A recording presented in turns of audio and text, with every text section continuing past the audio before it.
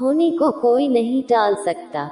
एक दिन भगवान विष्णु के वाहन गरुड़ देव के मन में विचार आया कि क्यों न एक बार पृथ्वीलोक का भ्रमण किया जाए। अपने भ्रमण के दौरान जब गरुड़ देव भगवान विष्णु के पाटलिपुत्र मंदिर पहुंचे तो उनकी नजर वहां के चबूतरे पर बैठे थर थर कांपते हुए एक कबूतर पर पड़ी। उसकी स्थिति देखकर उन्हें आश्चर्य हुआ कि प्रभु के मंदिर के प्रांगण में जहां किसी भी प्रकार का भय नहीं है और धूप में बैठे होने के बावजूद यह कबूतर कांप क्यों रहा है।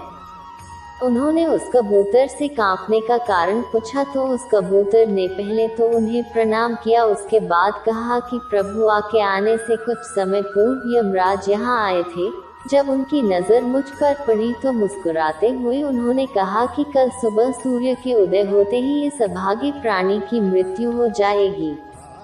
कल मेरे जीवन का आखिरी दिन है। यह जानकर भला कोई कैसे खुद पर नियंत्रण रख सकता है। इसीलिए मैं मृत्यु के भय से डर के मारे कांप रहा हूँ। मैं अभी मरना नहीं चाहता। कृपा कर मेरी प्राणों की रक्षा करें और मुझे इस मुसीबत से बचाएं। उस कबूतर की कातर विनती सुनकर उन्हें उसके ऊपर दया आ गई। साथ ही उनके मन यह विचार भी आया कि क्यों न यमराज को चुनौती दी जाए। उन्होंने कबूतर को अपने विशाल पंजों में दबाया और मंदिर के प्रांगण से दूर एक सुरक्षित गुफा में पहुंचा दिया। मलयगंध पर्वत पर स्थित गुफा को सुरक्षित बनाकर गरुड़ देव वहां से उड़ चले।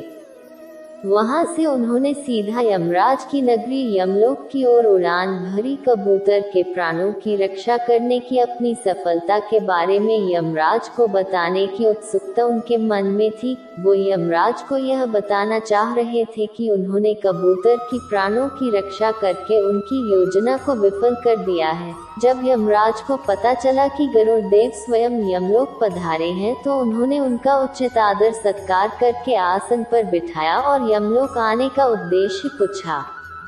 तब गरुड़ देव ने बड़े शान से उन्हें बताया कि आज जिस कबूतर की मृत्यु होने वाली थी उन्होंने उसे बचा लिया है। उनकी बात सुनकर यमराज मुस्कुराए और चित्रगुप्त से उस कबूतर के बारे पूछा। चित्रगुप्त महाराज ने अपनी बही में देखकर बताया कि भगवान विष्णु के पाटलिपुत्र मंदिर में रहने वाला कबूतर आज के दिन सूर्योदय होते ही मलयगंध पर्वत की एक गुफा में विदंत सर्प का भोजन बनेगा और अभी कुछ समय पहले ही वो घड़ी पूरी हुई है।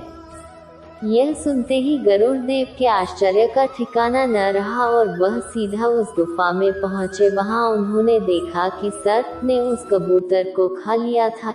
यह देखकर उन्होंने बड़ा दुख हुआ कि कबूतर की रक्षा करने के बजाय वो खुद ही उसे मृत्यु के मुंह में पहुंचा आए थे। वैकुंठ लोक पहुंचकर गरुड़ देव दुखी मन से एकांत में बैठे थे। तब विष्णु भगवान ने उनकी व्यथा समझकर उन्हें समझाया कि जन्म के समय ही मृत्यु भी निर्धारित हो जाती है और विधि का विधान कोई नहीं टाल सकता है।